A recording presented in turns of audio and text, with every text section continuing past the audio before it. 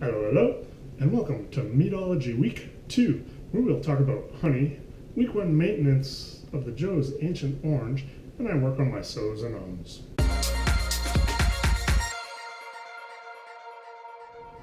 Hello, Steve, Canadian Sasquatch, coming at you with Meadology Week 2. Glad you guys could come back. I've had a lot of great feedback from Week 1 that we got to keep this ball rolling. And if this is your first time here, I invite you to check out my Week 1 video right there. Today we'll talk about honey and all of its yummy deliciousness. But first, what exactly is honey? Oh wait, sorry, that's the wrong image. People didn't want that image, you want this one. Yeah, no one really wants to get into that organic chemistry, do you? Yeah, I didn't think so. So essentially, honey is the byproduct, barf, of what bees produce after they've gathered honey, nectar from flowers and other sugar sources like sugar water, nectar from flowers, and tree sap. They put this barf into a comb to keep it for when they need it in the cooler months. Cooler months? What are those? Oh, yeah, I have a vague recollection of those. I may have lived in Texas way too long. Anyways, honey is essentially just sugar, and that's why it's used as a sweetener in your teas and coffee and what have you. And that's why it's so good for fermenting, since our friends the yeast, see next week's video, really enjoy to eat on the honey. There are many different kinds of honey. Most grocery stores will have 3 types. The first one, Wildflower.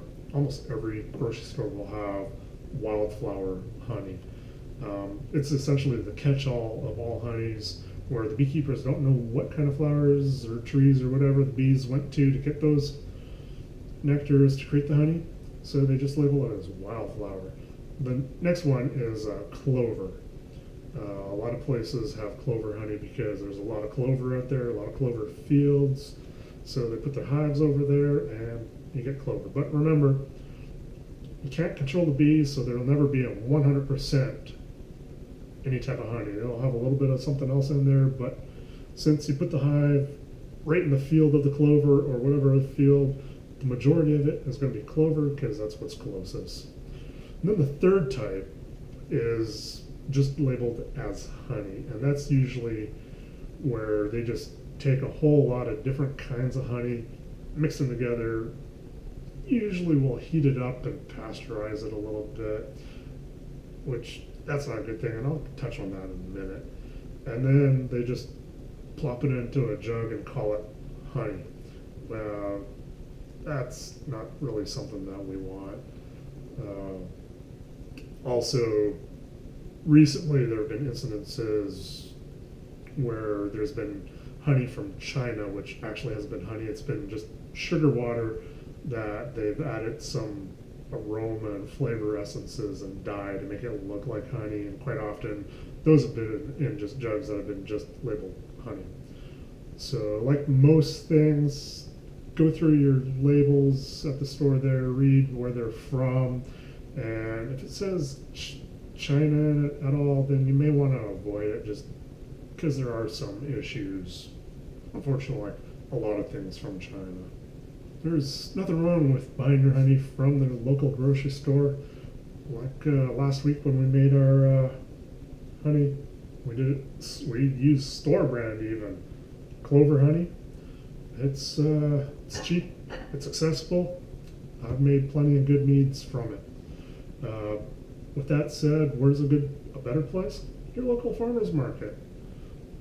You go to the farmer's market, shout up the people that are selling the honey, ask them where they're getting their honey from. Quite often what they will do is they'll put their hives on trucks and ship them around the country.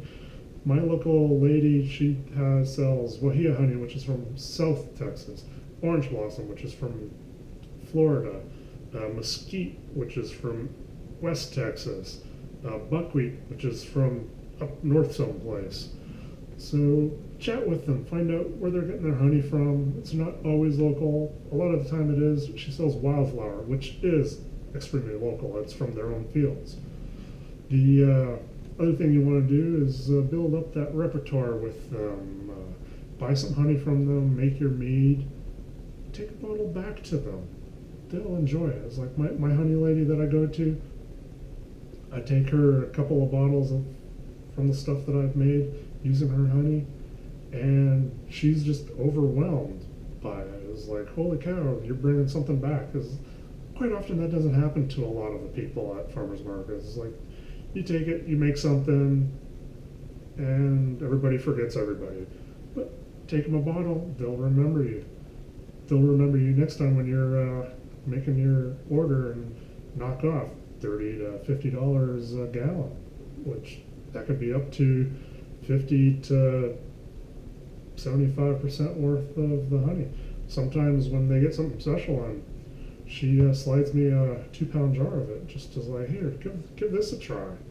So I give it a try. I give her a bottle, and she gets overwhelmed, and the cycle continues. So build the repertoire between you and your local honey people at the farmers market or wherever you find them, because you take care of them, they take care of you, and that's how it should always be in the circle of life. Just everybody looking after everybody, and it works. The other great thing about farmers markets is quite often you'll get honey that you can't find in stores. Like I mentioned, I get mostly Wahia honey from my girl at the farmers market, which is, as I mentioned, South Texas.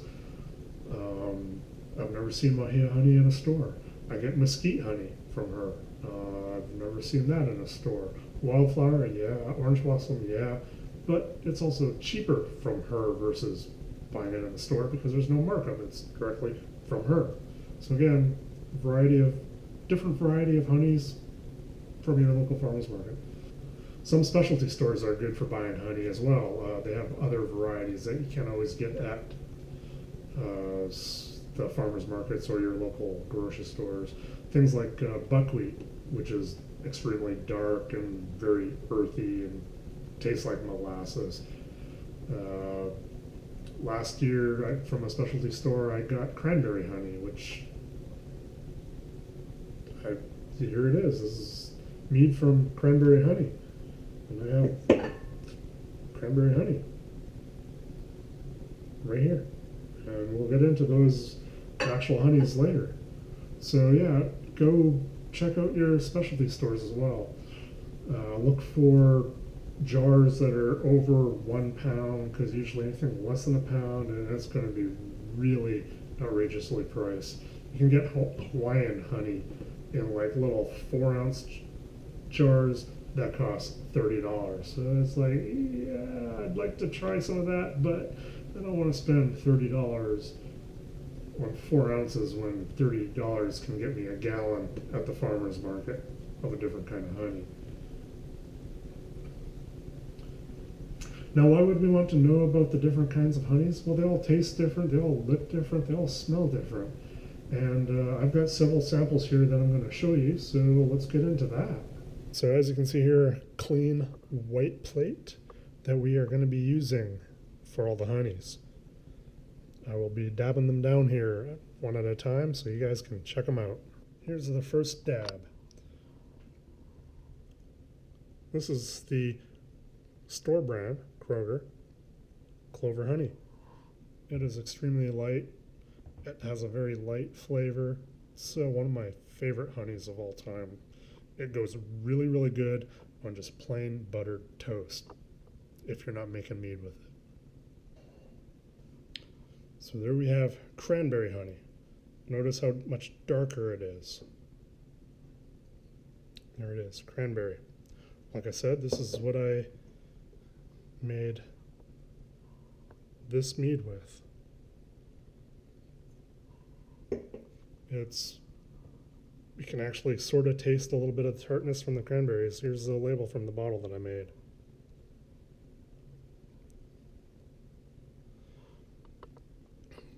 So yeah, definitely more,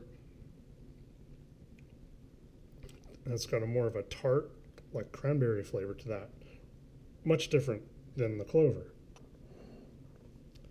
Here we have what's called Wildflower Amber Honey. So again, it's dark. Here's the bottle. And you can see it's crystallized. And I'll get into crystallized in a little bit. But again, different flavor, different from the cranberry, even though it's similar in color. Definitely different from the clover. So here we have Orange Blossom, which is lighter than those ones, and a little bit darker than the clover. But again, it's fairly light. This is from my local lady in one of her jars. And with this one, you can actually taste a little bit of the orange that you get from the orange blossom. So again, it tastes, they are, again, all tasting different. And here we are, another light one that's, again, crystallized. So this is my Wahia honey. And it comes in jugs, as you can see. Wahia. So this is a 6-pound jug. And again, crystallized, but it's light. It's almost close to the clover in lightness. And again, I'll get into the crystallized stuff in a little bit. And we have another light one. This one's fun because it's not made from flowers. Mesquite. That's right, it's made from the sap of mesquite trees. So it is similar in colors of the Wahia and the clover, but it has a very distinct taste. And if anybody's ever had mesquite smoked or cooked anything, you will actually get a little bit of that right there. And here we have another dark one, which has a very unique flavor in its own. So this is Goldenrod. So I've not made mead from this, but I have had mead that was made from this. And it's interesting, and it has a medicinal flavor to it that is actually a very pleasant one. So again, you've got the Goldenrod, the mesquite, the Wahia, the orange blossom,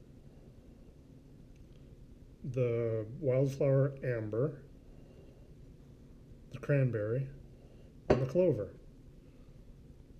You've got 7 very different honeys here that all have different colors and different flavors. So yeah, that was 7 different honeys. That's not all the honey that I have. I didn't show you this one on the plate. It's Wildflower, but that's a 1-gallon jug. You can get it in 1-gallon buckets. The other thing that you need to know about when you're buying honey is it's not sold by volume, it's sold by weight. So even though this is a 1-gallon jug, it's actually 12 pounds. This here is a 2.5 pound jar. Or I'm sorry, that's a 2-pound jar. This is a 2.5 pound bottle. Half gallon, 6 pounds. So that's the other thing that you need to know is they are sold by weight, much like any sugar product. Great, that's it, right? No, because there's still things you can do to the honey that, like cooking the crap out of it, which caramelizes it. Much like what you do with sugar when you're making caramel. Here's an image that I took of the various stages and times of some honey that I was cooking for the Bochette for this year's CSB Mead Challenge. As you can see, it started off quite light. Then after a while, it very quickly got dark. The numbers are the number of minutes from the heat being turned on. So 0 means the heat was not turned on yet. And then as they go around, that's how many minutes from that point. This not only changes the color of it, but it also changes the flavor, giving it a more caramel flavor, much like sugar when you cook it. This will be the only time you should really heat the honey. When you heat up the honey, what do you smell? You smell all the aromas from the honey in the house. The house smells awesome. But all those aromas are no longer in the honey because they've escaped. So we don't want to heat the honey up because, one, it releases all the aromas like that, changing the aroma of the honey. And it also changes the flavor. Like I just mentioned, cooking the honey changes the color, caramelizes, gives it more caramel flavorings and such. So we don't want to do that. We don't want to pasteurize. There's no need to pasteurize or heat it up because honey is already antibacterial and antiviral on its own. So anything that's in there, it'll kill it by itself.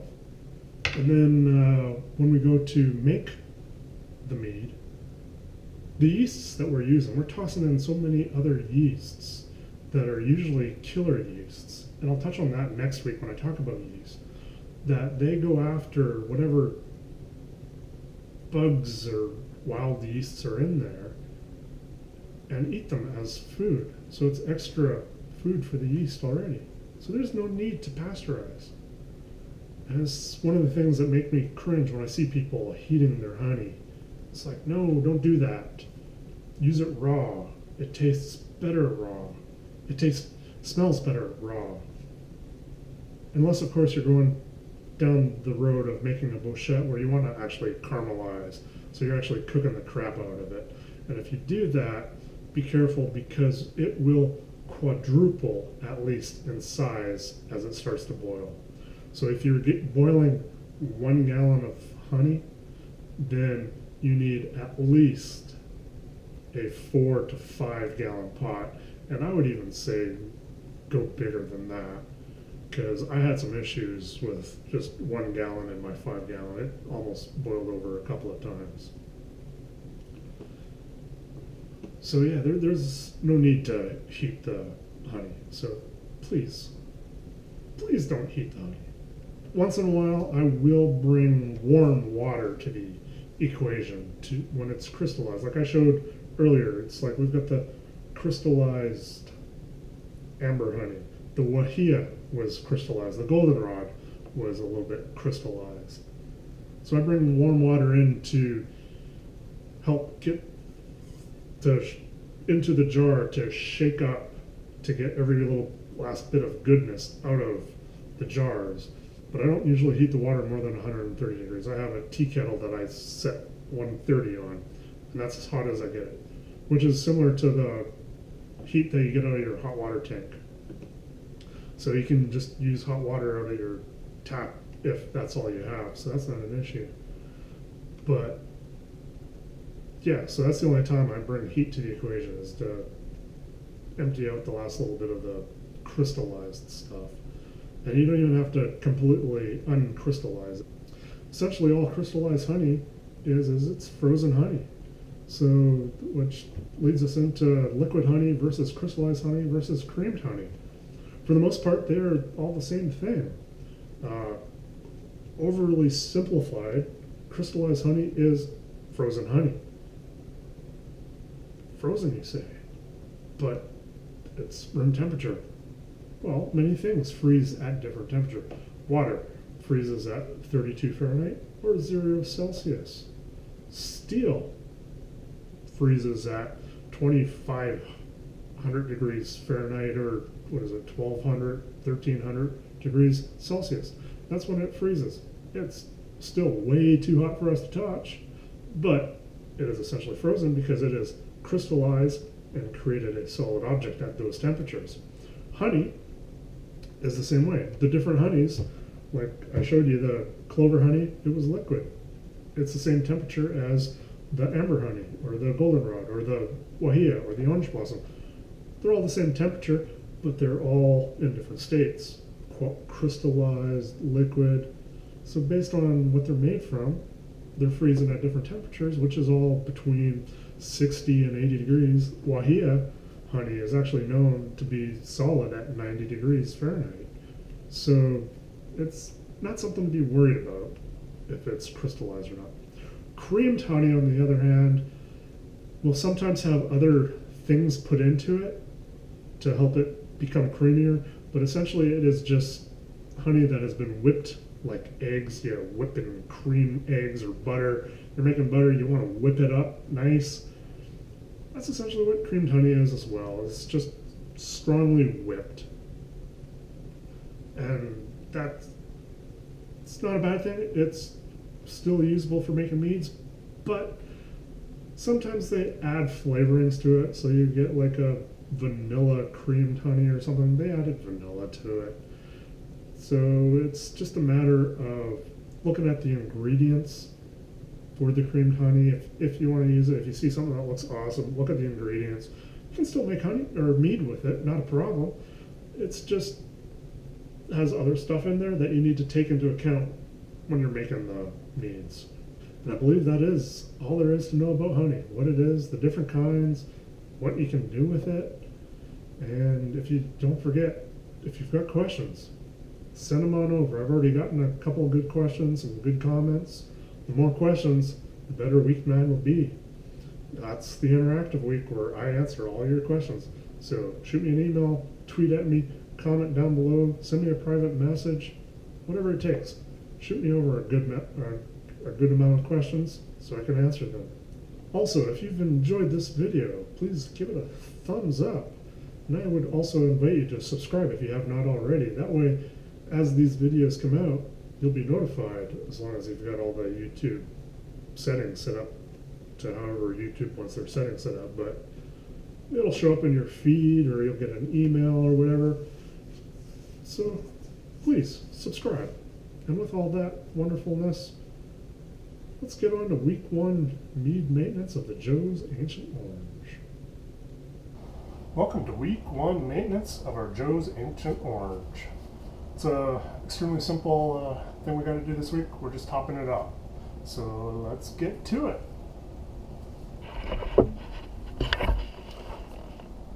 So here we are. You can see the airlock, our balloon, is full of CO2 from the mead fermenting here. And we've got our water, just plain old bottled water. Sanitizer, like I mentioned before, I'm using Star San. And of course, a towel. All I'm going to do is grab the sanitizer, just a little bit around this guy, just kill off anything that might be there. Play with the balloon a little bit while we're waiting. Boing, boing, boing. And then I'm going to set you guys down and we'll get after this. Alright, here we are. So we've sanitized. We're just going to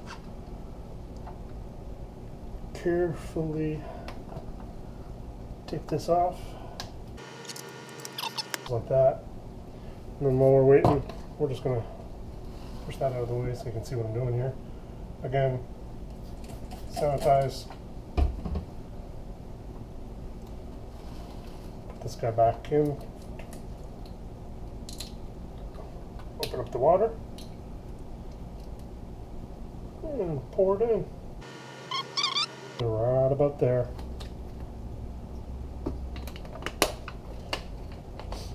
Now you don't have to use bottled water.